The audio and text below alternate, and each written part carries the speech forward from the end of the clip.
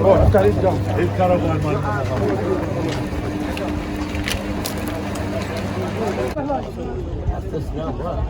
هذا ما يدبرك.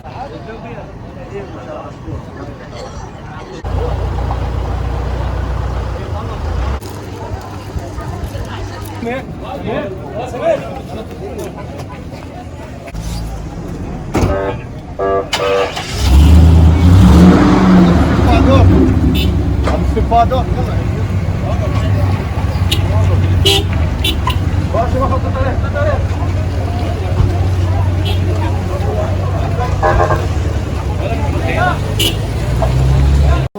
والوقوف على كثير من الصعوبات والتحديات اللي يعاني منها النازحين بالعودة إلى مناطقهم الأصلية، وهذا يحتاج منا كحكومة أنه نكون بتماس مباشر مع هذول النازحين لمعرفة كل الصعوبات والتحديات اللي يعانوها وأسباب العودة. وكان كثير هناك من الصعوبات، منها أسباب أمنية، وللأسف الشديد هناك أسباب عشائرية. كذلك بما يخص ملف التعويضات هناك تلكؤ من الحكومة المحلية أو الدائرة الفرعية اللي موجودة في الحكومة المحلية.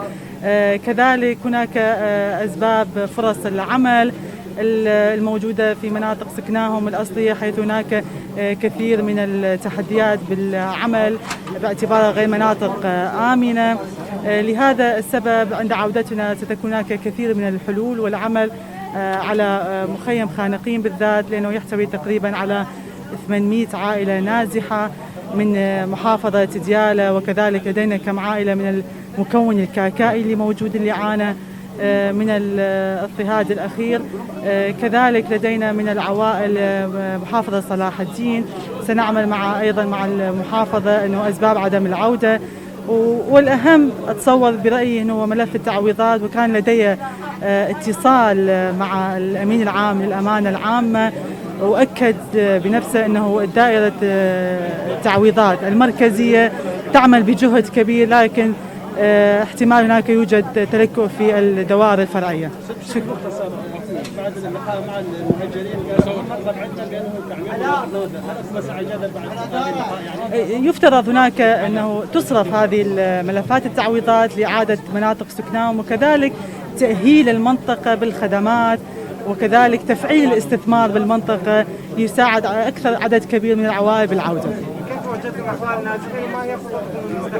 حقيقة هناك عوائل كثيرة شبه مستقرة بالمنطقة بسبب الوضع الأمني المستقر في خانقين، لكن احنا أكيد كما كان لي يعني لقاءات سابقة أبدا لن أجبر أي عائلة بالعودة جبرا، وإنما هذا يعتبر شيء طوعي من داخل العائلة. إذا اليوم تقرر بالعودة إلى مناطق سكنها فأكيد الهجرة والمهاجرين تساهم وتساعد في العودة. الخطط المستقبلية هو غلق أكبر عدد من المخيمات اللي موجودة في العراق، يعني باعتبار أنه هذا سيكون انتصار كبير يحققه الشعب العراقي.